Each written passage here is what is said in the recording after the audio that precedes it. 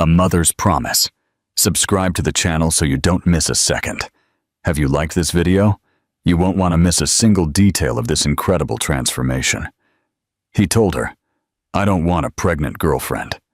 5 years later, he walked into a dazzling gala and came face to face with 3 little girls who looked exactly like him.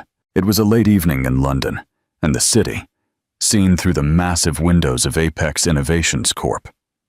Headquarters pulsed with neon lights, but inside the elegant minimalist office on the 33rd floor, the air was heavy and cold. Elena stood by the window, her hands trembling slightly as she clutched a small, folded piece of paper. Her breath quickened as she looked at Javier Navarro, the man who once whispered dreams in her ear and now looked at her like a stranger. He was everything the magazine said: sharp, powerful, devastatingly handsome, with piercing dark eyes and hair like sculpted ebony. But tonight, he seemed distant. "Chilly," she said, her voice soft but firm, though her stomach was knotted with fear. "I'm pregnant." Javier didn't react at first. He leaned back in his chair, his jaw tense. His silence was more deafening than any scream. "How far along?" he asked after a long pause. His voice was low and measured, as if he were discussing quarterly losses instead of the lives they had created. 11 weeks, she said. "It's triplets." That word seemed to change something in the air. He blinked once. Then he exhaled slowly, pressing his fingers to his temple, as if this were a negotiation gone bad. "This can't be happening," he muttered. Then, louder, more firmly, "Elena, I'm not ready for this. I'm not that guy. You know who I am." She looked at him, her eyes burning. "I thought I did." He stood abruptly and walked to the bar in the corner of the room. He poured himself a drink. He didn't offer her one. He drank in silence for a few seconds before turning to face her. "I can give you money, whatever you need, but I can't be a part of this. I have my company, my life. This isn't part of the plan." Elena felt her heart tearing, slowly and cruelly. "They're not a plan, Javier. They're people. Our children." "No," he said firmly. "They're your responsibility. I never asked for this." He pulled out a checkbook and scribbled something quickly. He ripped out the page and placed it on the edge of his desk, not even looking at her. "This should cover what you need, doctors. Whatever." She stared at the paper but didn't touch it. The amount didn't matter. He could have offered her £1 million, and it would have been the same. What she needed, he had just torn away with a single sentence. "I don't want your money," she said in a low voice. "I wanted your honesty, your support, your decency." "You'll be fine," he said, already turning his back on her. "You're strong. You don't need me." Her voice cracked as she whispered, "You're right, I don't." Without another word, she walked out, clutching the ultrasound image against her chest like a shield. The receptionist didn't look up as she passed. The elevator ride felt like freefall. As the doors closed, Elena wiped a single tear from her cheek and whispered to the 3 lives within her, "I've got you, I promise." And though her world had just shattered, something inside her began to glow. Fragile, but fierce. A new life. A new city. Winter came early that year to Brighton. The cold wind whipped through the streets of the North Lane like a warning, whispering in every crack and crevice that life would not be easy. Elena found herself living in a small, run-down 5th-floor walk-up apartment, a world away from the glittering life she used to inhabit when Javier was by her side. The floorboards creaked with every step, the windows barely kept out the cold, and the radiator hissed as if it hated her. But it was hers. The rent was late more often than not, and her upstairs neighbor played music so loud it would wake the dead. But at least no one could tell her to leave. Not yet. She worked 2 jobs, sometimes 3, when she could stay on her feet long enough. Her mornings started at a cafe on Gardner Street, where she served coffee to construction workers and city employees who barely noticed her growing belly. Her afternoons were spent cleaning classrooms at a local school, pushing a mop down fluorescent-lit hallways until her back ached.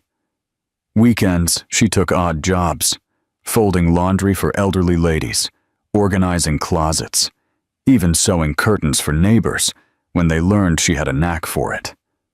Every pound mattered, but it was never enough. The hospital bills piled up. Doctors told her that carrying triplets was high risk, for the babies and for her. The words, absolute bed rest, came up often, but she couldn't afford to rest. There was no partner to help, no family to lean on. Her parents had disowned her after she refused to say who the father was. "We didn't raise you to be careless," her mother had snapped during their last call. "If you make your bed, you lie in it alone." So she did, alone. Some nights, Elena would lie on the sagging mattress in her tiny bedroom, her hands pressed against her stomach, whispering to the 3 heartbeats growing inside her. She gave them names before she had even seen their faces. Ava, Luna, and Stella. She talked to them as if they were already there, promising they would be safe, that she wouldn't break. She told them stories, read them old library children's books, and sang softly. Even when tears soaked her pillow, there were moments she almost gave up. The night her legs gave out on the subway platform, and no one helped her up.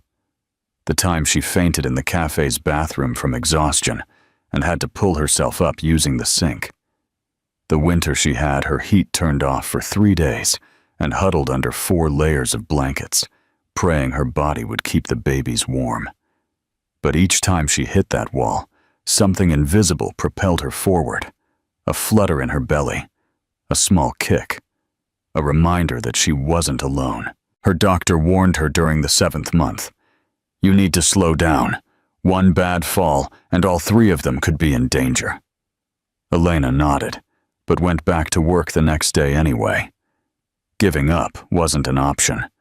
She wrote her birth plan in a spiral notebook, and while it was short on details, no family, no husband, no one waiting in the hallway, she held on to it like a lifeline. And then, in the early hours of a rainy Tuesday, her water broke as she was walking home from her night shift. She was soaked, limping, clutching her belly and panting, alone on a mostly empty street. A passing taxi saw her and stopped. She couldn't even speak through the pain. She just pointed to her stomach.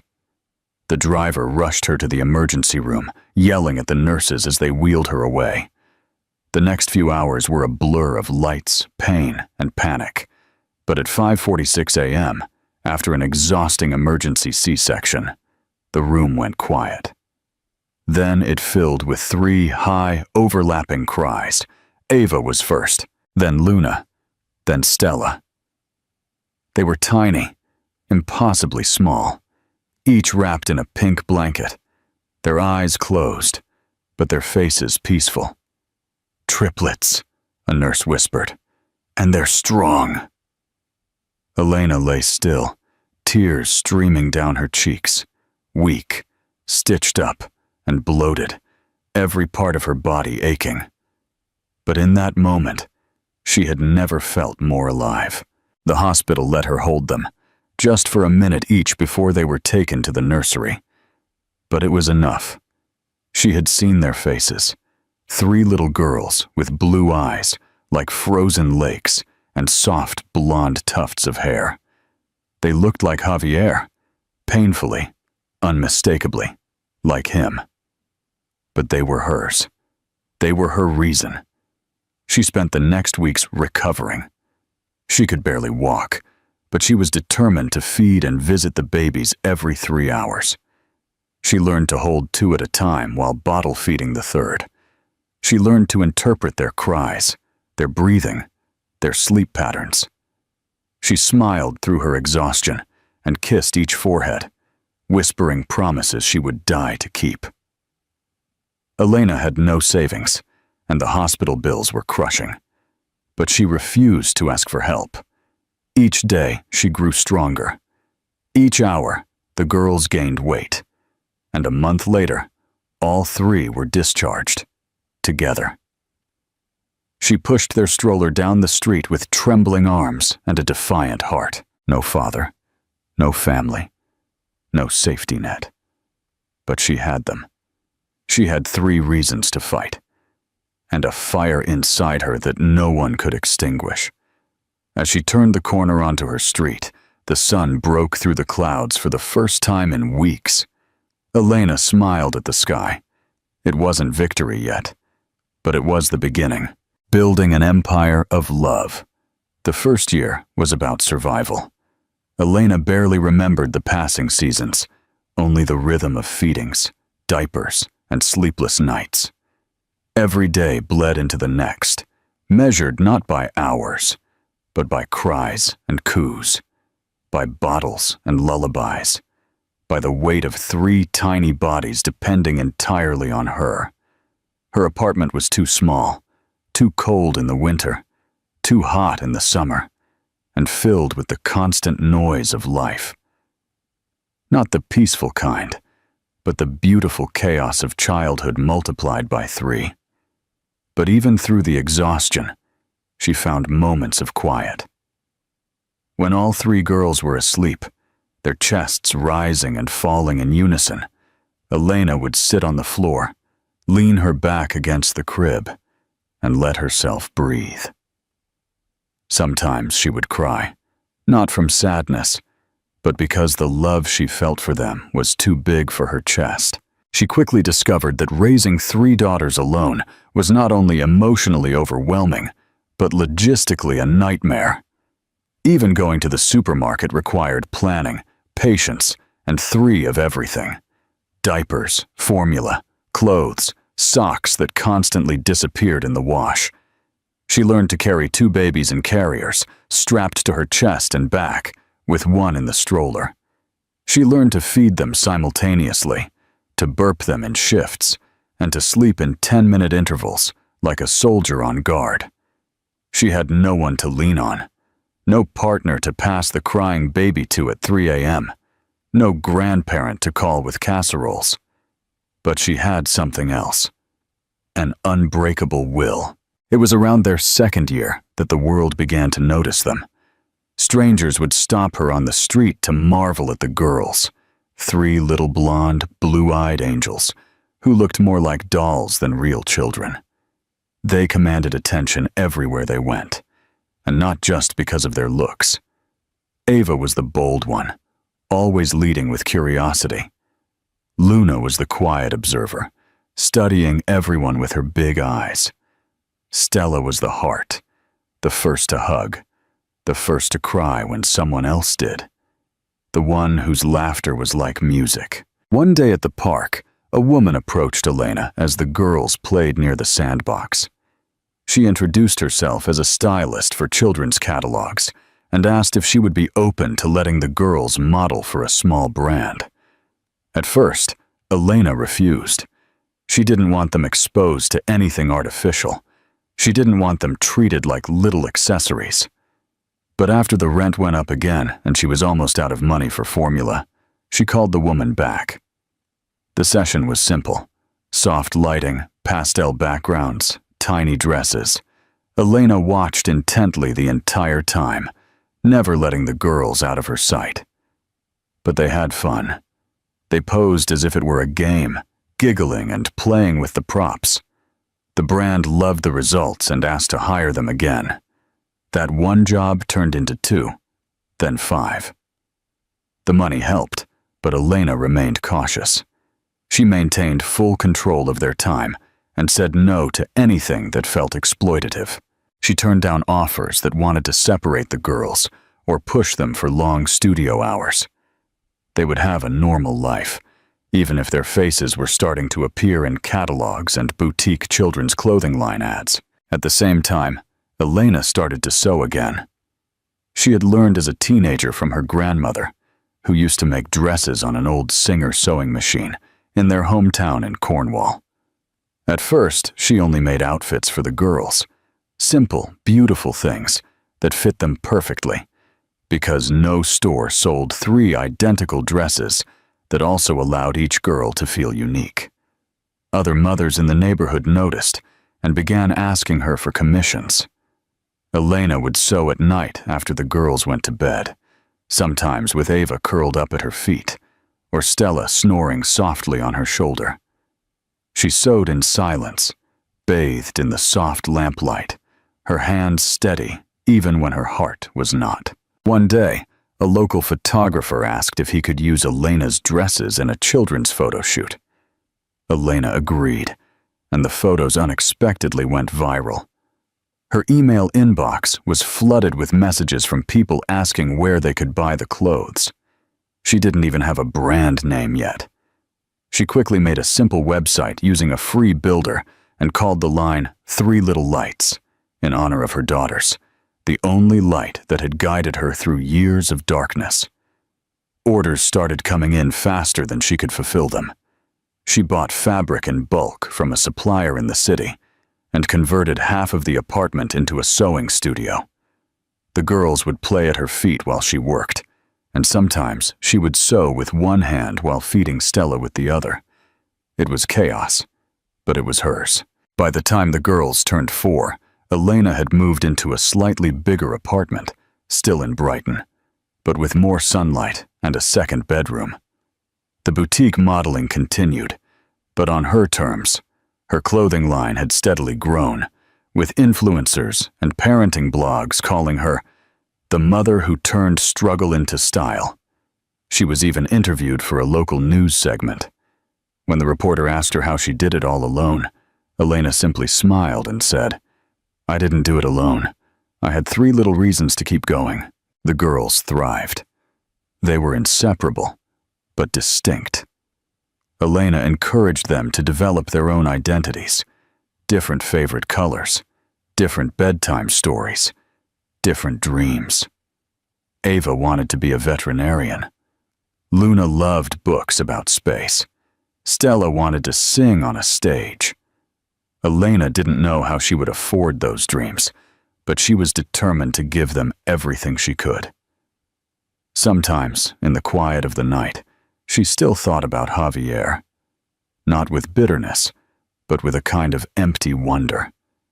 If he had changed, if he would feel anything if he saw their faces.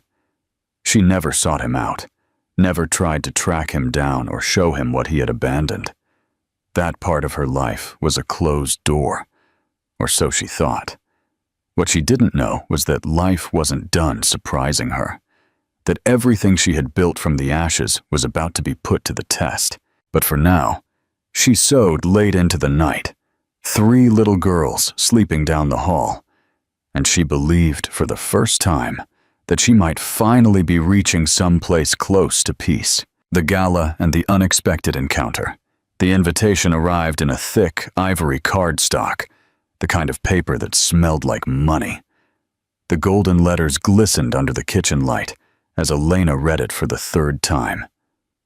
It was an invitation to the London Businesswomen's Gala, a prestigious annual event filled with investors, fashion icons, and elite entrepreneurs.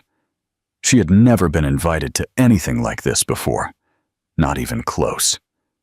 When she first opened it, she thought it must be a mistake, but the note inside was addressed directly to her, praising the recent success of 3 Little Lights and requesting her presence as an honored guest among other rising stars in business.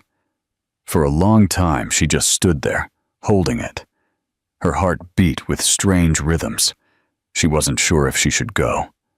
There was a voice inside her, quiet but sharp, that whispered she didn't belong in rooms like these.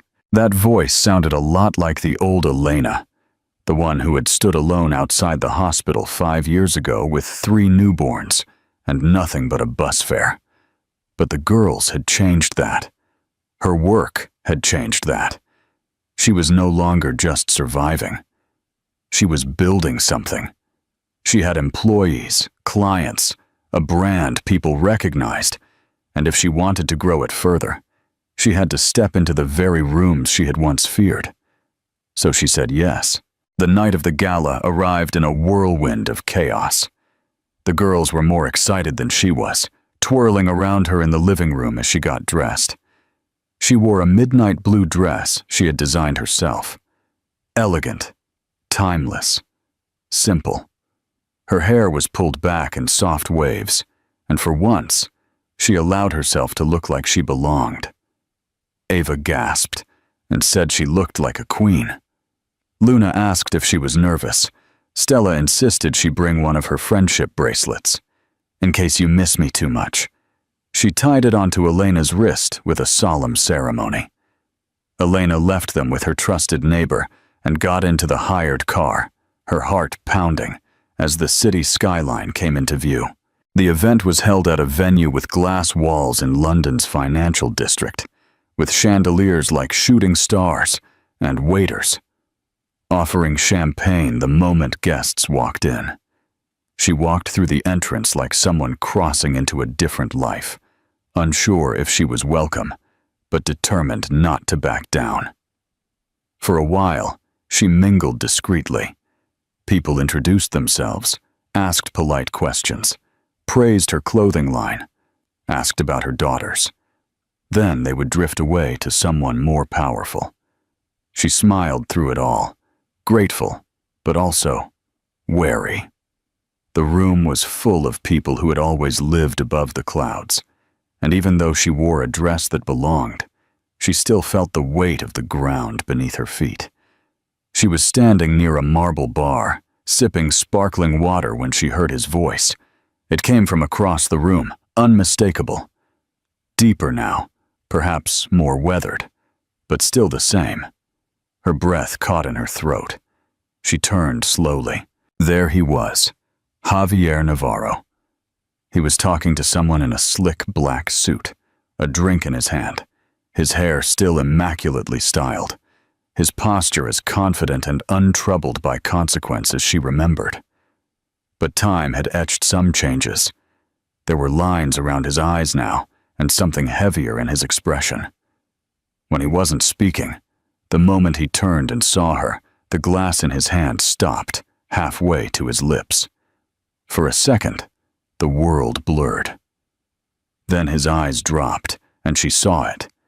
Confusion, disbelief, recognition, all of it crashing into him like a silent car wreck. His gaze flickered to the friendship bracelet on her wrist, then back to her face.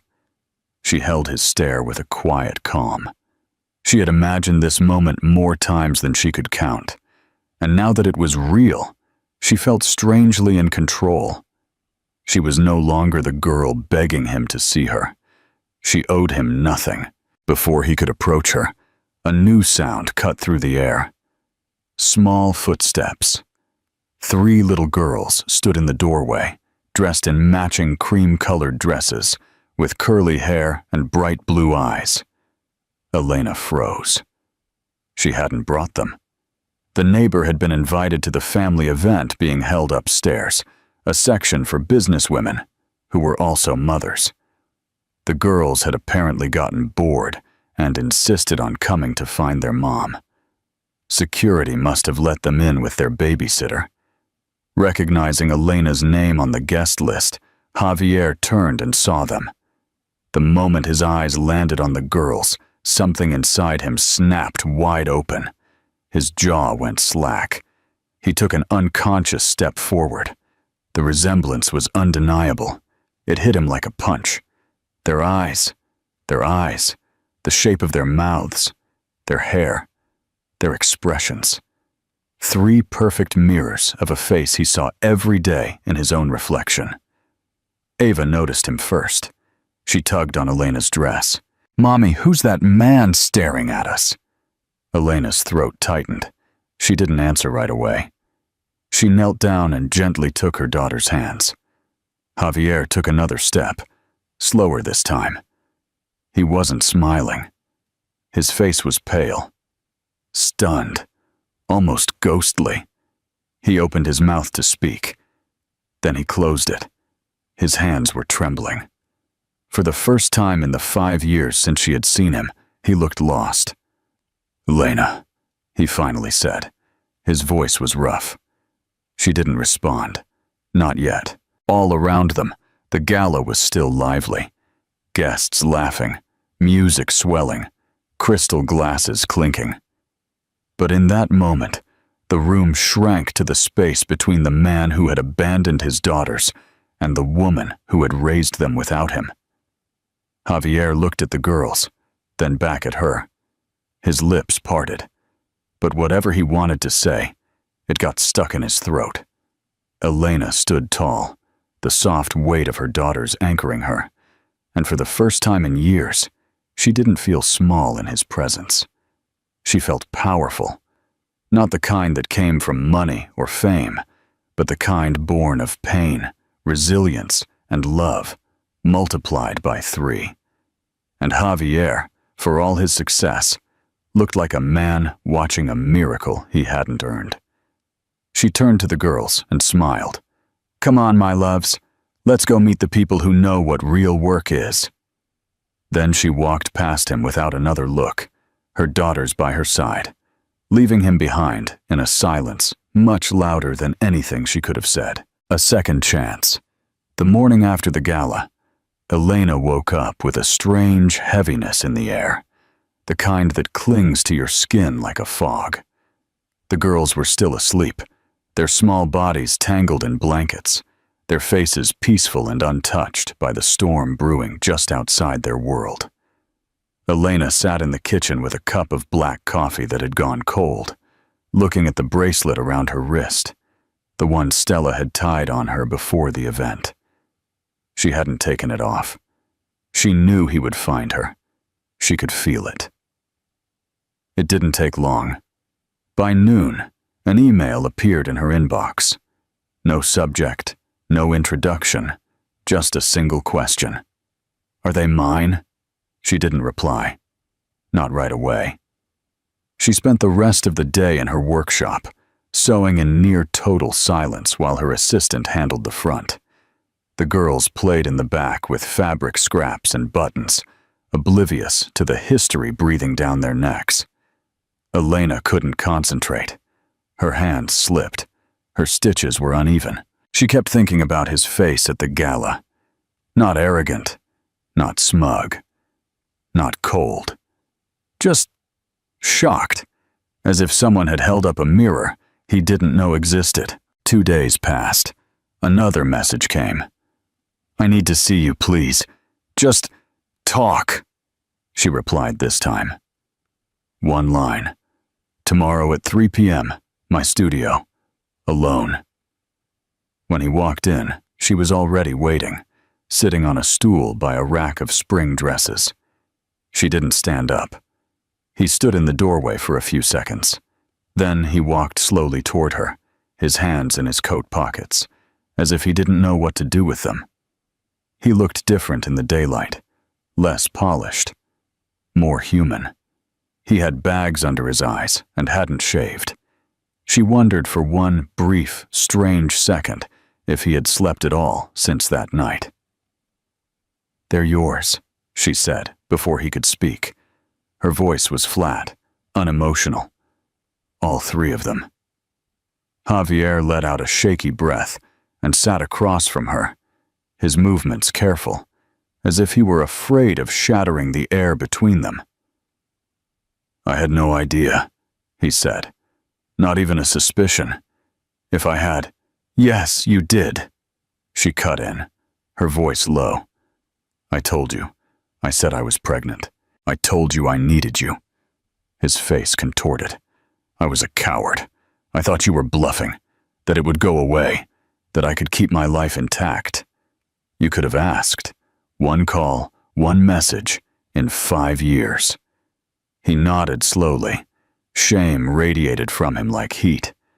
"I have no excuse. I've tried to find one, but there isn't one. I was selfish, and stupid, and scared." Elena stood up then, walking to the sewing table, turning her back to him. "Do you know what it's like to give birth to 3 babies with no one waiting outside the delivery room? she asked. Her voice was barely a whisper. To hold them, and realize you have to become everything. Mother, father, protector, provider. Oh, they won't make it. He said nothing. She turned slowly. Do you know how many nights I went without eating because there wasn't enough for all of us? How many days I carried 2 on my chest and pushed the 3rd in a stroller through the snow just to get to work. Tears welled in her eyes, but she didn't let them fall. She didn't dare. I wasn't trying to punish you, she continued. I didn't tell the world your name. I didn't chase you down. I wasn't waiting for a grand apology. I just moved on because I had to. I want to meet them, he said finally, his voice raw. I know I don't deserve it. I know it's late, but I want to try. Elena studied him, her arms crossed, her face unreadable. They aren't a prize, Javier. They aren't your redemption arc. I know that. And if I even think about leaving again, I won't. He swallowed hard. I saw them, and something inside me just broke open. They are my daughters. I have lost 5 years, but if you let me, I will spend the rest of my life making it right. She didn't answer right away. Her heart was beating so hard it was difficult to think straight. A part of her wanted to scream, to throw every broken piece of her past in his face. But another part, the exhausted, bruised part, wanted to believe that maybe, just maybe, he was telling the truth. I don't know what kind of role you can have, she said slowly. Not yet. They don't know who you are. They've never asked. But if I do tell them, it has to be on my terms. Carefully. You can't just come in and play the hero. He nodded. Of course, I need time, she said. What are the boundaries? Whatever you need, he said. Whatever it takes. For a moment, there was silence. Then Javier reached into his coat pocket and pulled out something small, a folded photo. He handed it to her without a word. It was an old photo, one she hadn't seen in years. Her and Javier, taken in the early days when everything still seemed possible. She was laughing, leaning into him. He was looking at her as if she were the only thing that existed. I kept it, he said softly, even when I tried to forget everything else. She held the photo for a long time. Then, she slowly folded it and handed it back to him. That man doesn't exist anymore, she said, and neither does that girl. But as she looked at him, older, quieter, bruised in a way that wasn't performative, she didn't slam the door. She didn't yell. She didn't ask him to leave. Instead, she nodded once and said, "Come back tomorrow. We'll talk more. And maybe you can meet them." Then she walked past him and went back to her sewing machine. Not because she didn't care, but because there was still work to be done and 3 little girls down the hall who needed dinner. A foundation of trust. The day of the DNA test was gray. The sky hung low over the city like an ash blanket. Elena didn't want to go. Every part of her body resisted the idea of walking into a sterile building just to prove something she had always known. Something that had shaped her entire life. But she had agreed. Not for Javier. Not to justify anything. She did it for her daughters, so that in the future, if questions ever arose, there would be no ambiguity, no rewritten stories. Just the truth. Printed. Signed. Undeniable. They met at a private clinic in the city center, nestled between a florist and a law office. Javier was already inside when she arrived, sitting in the waiting room, his hands so tightly clasped she could see the color draining from his knuckles. He stood when he saw her, but she didn't offer him a smile. There was no room for pleasantries today. The nurse explained everything quickly and efficiently. It would take a few days to process the results. They took the swabs. Simple. Fast. Mechanical. Elena handed her portion over without a word. Javier hesitated before rubbing the inside of his cheek. His eyes flickered to her once, almost as if he were asking for some kind of reassurance. She gave him none. Once it was done, they walked back out onto the street, and for a moment neither of them moved. Cars sped by on the road. A siren wailed in the distance. Life, oblivious, indifferent, moved on. "I don't need papers to tell me they're mine," Javier said, finally breaking the silence. "But I understand why we had to do it. I can't believe I missed it all. The first words, the first steps, everything." "You didn't miss it," Elena replied, her voice quiet but sharp. "You chose not to be there." He nodded. He didn't argue. That, at least, was progress. When the results came 3 days later, he showed up at her studio, holding the envelope as if it were a verdict. She had already read her copy that morning. The answer, of course, was yes. A 99% match. He was the biological father of Ava, Luna, and Stella.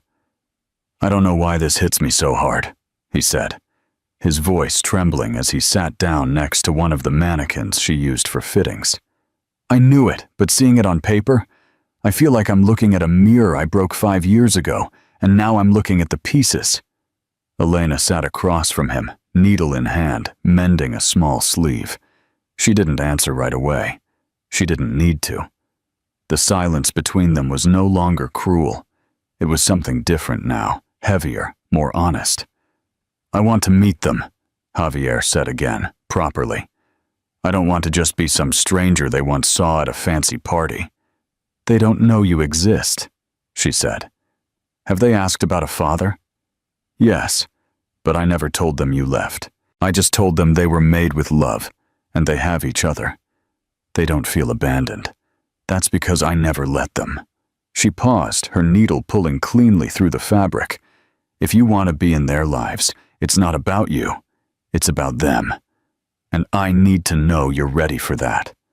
"I am," he said quickly, leaning forward. "I know I can never get the lost time back, but I'm not here to erase your work. I'm here to add to it, if you'll let me." His sincerity was uncomfortable, not because she didn't want to believe him, but because a part of her did. And that scared her more than anything else. So she laid down ground rules. She made it clear that any relationship with the girls would start slowly, as a friend of Mommy's, someone kind and safe who would become familiar over time. No big reveals, no pressure, and absolutely no inconsistency. If he showed up once and then disappeared again, there would be no second chance. He agreed to everything, every boundary, every condition. There was no protest in him, just a quiet determination, the kind that comes from realizing too late how much you've lost. The first meeting happened that weekend. Elena had arranged a quiet afternoon at Regent's Park. Not an overwhelming gathering, just a simple picnic under the trees. The girls wore their favorite outfits, each with her own backpack filled with coloring books, snacks, and treasures they insisted on bringing. Javier arrived in jeans and a sweater, looking more like a schoolteacher than a billionaire. When he saw them, he froze. His face crumbled with something Elena couldn't quite name. Awe, guilt, anguish, joy, all of it. He walked over slowly. Elena knelt down next to the girls and smiled as they looked up. "Girls," she said softly. "This is Javier. He's a friend of mine. He wanted to meet you." Ava, always the brave one, stepped forward first. "Hi, I'm Ava. I'm the oldest, by 2 minutes." Luna followed closely, offering a cautious greeting. "I'm Luna. I like space and stars." Stella smiled and ran over without a second thought. "I'm Stella. I like hugs," when she then hugged Javier's legs without a second thought. He knelt down, his eyes glistening, and hugged her back carefully, as if she might break. "It's a pleasure to meet all of you," he whispered. They spent hours together, drawing, playing with a frisbee, talking about their favorite books. Javier listened more than he talked. He never pushed. He never tried to claim anything. He simply showed up, fully, quietly, and attentively. By the end of the day, Ava declared he was cool for a grown-up.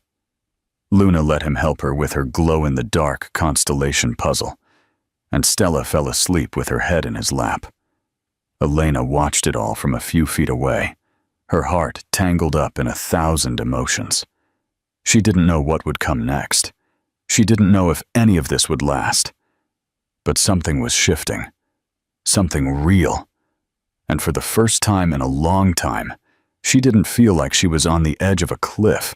She felt like she was building something solid, something that might last, a future built, not given. For a while, it seemed the storm had passed. Weeks turned into months, and what was once unimaginable became normal. Javier began visiting regularly, always respecting the boundaries Elena had set. He never pushed, he never demanded, and he never missed a scheduled meeting. At first, the girls only saw him in safe, familiar spaces. The park, the studio, their favorite cafe with the animal pancakes. But finally, Elena allowed him into their home, if only for brief visits. He brought books, games, sometimes small craft projects he swore he'd made himself, though Elena suspected a very expensive assistant had helped. The girls adored him, not in a sudden, overwhelming way, but gradually, like a new tree growing among roots that had always been there. They started calling him Mater Javier, then Uncle Javier, and eventually Stella, always the bravest, tried Daddy one afternoon as she climbed onto his lap, her eyes sleepy, her arms around his neck. He didn't react with tears or theatrics. He simply held her a little tighter, as if hearing that word had put something back together inside him. Elena watched it happen without stopping it. She no longer felt the same need to guard every moment from him. He had shown up. He had stayed. But peace has a way of making people nervous, especially those who have lived in chaos for too long. It started with a headline. A tabloid had picked up rumors of Javier's secret children, and the photo they used was an old image of Elena at a charity event, standing with the girls in matching dresses. It hadn't been meant for the public, but someone must have sold it. Suddenly, blogs and gossip sites lit up with speculation. The tech magnate was hiding triplets? Was he the father? Who was the mystery woman from Brighton? The article went viral in hours. Elena's phone started vibrating non-stop. Calls, messages, interview requests, even threats. Her inbox filled with brands asking if the girls could pose with their father for a family campaign. Others accused her of trapping him, of being a gold digger, of lying, of using the girls as leverage. She kept the girls home from school for a week and turned off all notifications. Javier showed up that evening with his fists clenched, his face pale with fury. He had no idea how it had happened. His team was already working on it. He wanted to release a statement, something to protect them, but Elena, calm and sharp, said no. She didn't want the girls used as a shield for his reputation. They weren't a public relations tool. The backlash didn't end. One morning, when Elena went to take out the trash, she found a message spray-painted on her apartment building. Liar. 2 days later, someone left a broken doll on their doorstep. The police couldn't do much. No one had seen anything. Javier came over that night, pacing the living room while the girls played quietly in their room, oblivious to the ugliness of the world. He told her to move. He said he had a private house in the countryside, fully staffed, completely secure, where they would all be safe. "I don't hide," Elena said. "I've never hidden. I raised them in plain sight, in the truth." "You did," he said, his voice raw. "But I'm not running away this time. I'm staying. And if I have to put a wall between them and the world, I will. I'm not asking you to give up your life. I'm asking you to let me protect the one you built." It wasn't an easy decision. Elena hated the idea of being seen as weak, of looking like she was leaning on him. But after the third time someone tried to take photos of the girls at the park, after Stella came home crying because a stranger had asked her if her daddy was famous, she agreed. They moved in the middle of the night. Javier arranged everything with precision and silence. 2 black SUVs, a trusted driver, and a small moving crew that packed their lives into boxes under the moonlight. The house was a modern fortress surrounded by trees, miles away from prying eyes. The girls were told it was an adventure, a vacation, something special. And they accepted it with wide-eyed wonder, too young to know it was protection disguised as luxury. Elena struggled the first few weeks. She missed the rhythm of her studio, the cafe on the corner, the freedom of her own space.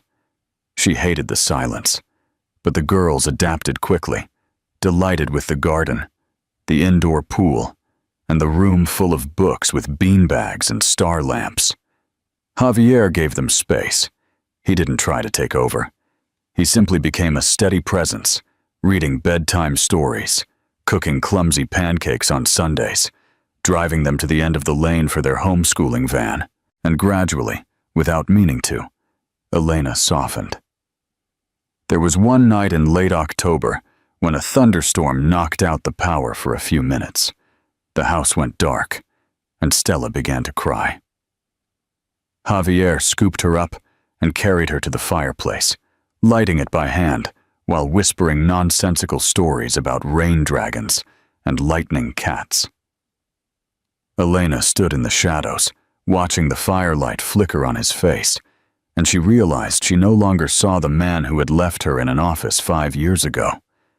She saw a man who had been broken by his own fear and was now trying, piece by piece, to earn something real. She didn't trust easily. She didn't forgive entirely. But when Javier fell asleep that night on the sofa, with 2 of the girls draped over him like kittens, she brought him a blanket, draped it over his shoulders, and whispered, "Thank you." She had never said it before. He had never asked for it. But in that moment, it was enough. Because the war was still there, in the headlines, in the past, in the memory of all they had both done wrong. But inside that house, on that night, they were safe. And that was a beginning neither of them had expected to find. Forging a new path, spring came slowly to the London countryside, with frost still clinging to the ground long after the sun rose. The trees outside the estate came back to life, and the garden began to bloom with cautious colors. Inside the house, life had found a rhythm, one Elena never imagined she would experience. The girls had settled into their routines, school in the mornings, crafts in the afternoons, and evenings filled with laughter, books, and long games of make-believe. Their voices echoed through the hallways like wind chimes, clear and ever-present. They had stopped asking when they would go back to Brighton. This was home now. Elena had changed too. She still ran her business remotely, with a quiet efficiency. She still sewed, though the pace had slowed, no longer driven by desperation, but by joy. Her studio had been rebuilt in the east wing of the house, a large, sunny room filled with color and texture and the soft hum of creativity.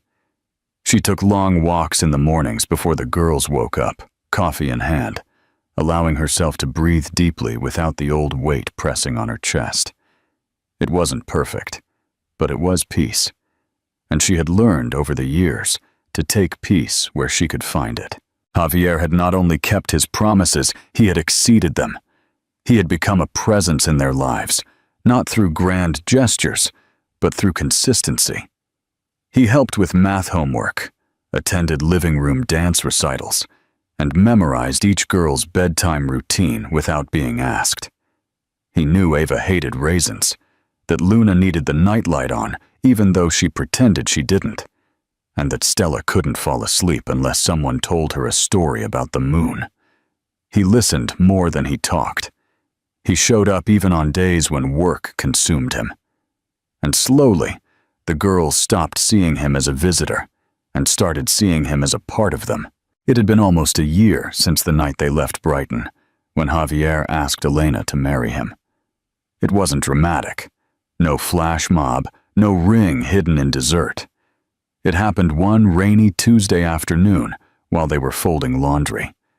The girls were playing in the other room, giggling about some game only they understood.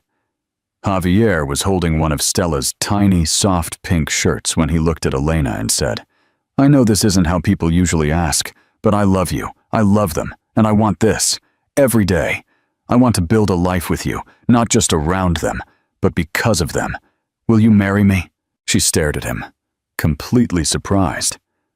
Marriage had never felt like an option after everything. It had seemed like a fantasy other people got to have. But looking at him now, the man who had once walked away from everything, she saw someone who had rebuilt himself piece by piece. She didn't answer right away. She needed to feel the answer in her bones. That night, after the girls were asleep and the house was silent, she sat by the window and thought about all the versions of herself she had been. The 19-year-old girl crying in a bathroom stall, the mother holding 3 newborns alone in a hospital bed, the woman sewing clothes by candlelight, the fighter who stood in front of a man who had broken her and dared him to face what he had left behind. They were all still inside her. But now, so was the woman who had survived it all, who had built a life out of ash, thread, and love. The next morning, she said yes. The wedding was small, with no headlines, no press, just family, the kind you choose, not the kind you inherit. The ceremony was in the garden, under a bower of blooming white flowers, with bird song and laughter filling the air. The girls wore dresses they had helped Elena design, each one unique, but cut from the same fabric. Ava walked ahead with a bouquet almost as big as she was. Luna handed out handmade paper stars to each guest. Stella was the flower girl and refused to walk. She ran down the aisle, giggling, her arms full of petals. Javier was waiting at the end of the path, his suit perfectly tailored, his face soft and full of awe. When Elena appeared in a silk gown she had sewn with her own hands, the entire crowd stood. But Javier didn't notice anyone else. He looked at her the way a man looks at something he never believed he was worthy of, something he is willing to spend the rest of his life earning. They didn't say traditional vows. Instead, they spoke from the heart. Elena promised never to forget what it cost to get there, to never stop protecting the love they had built from the ground up. Javier promised not to fix the past, but to honor it, to walk alongside her and the girls every step forward, no matter how difficult or imperfect. After the ceremony, the girls ran barefoot across the lawn, screaming with joy. Music played, not a playlist, but live. A string quartet hidden under the oak tree, playing soft, warm melodies as evening fell. They danced until the stars came out, and even after. Later that night, when the house was quiet again, Elena lay next to Javier in the bed they now shared. The windows were open, letting in the scent of blooming jasmine. The bracelet Stella had made her, now worn and faded, still wrapped around her wrist. She hadn't taken it off, not even for the wedding.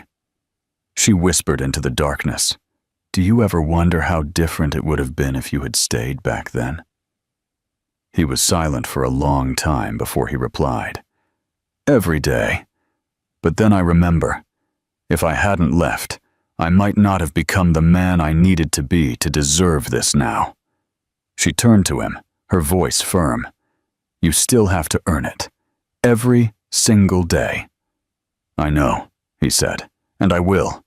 Outside, the wind rustled the trees, and somewhere down the hall, one of the girls murmured in her sleep. Elena smiled, reached for his hand, and closed her eyes. For the first time in years, there were no alarms in her chest, no claws of doubt clinging to her spine, no fear lurking.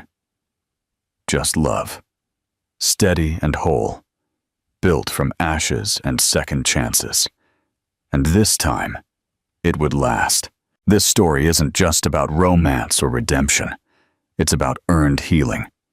What makes the story powerful is that it never asks us to forget the pain, the betrayal, or the brutal loneliness Elena endured. Instead, it honors her strength. She didn't wait to be saved. She became the rescuer, for herself and for her daughters. Javier's return isn't a fairy tale fix. It doesn't magically erase the past. He walks through the rubble he created and chooses to rebuild. Slowly, humbly. That is what makes his transformation believable and moving.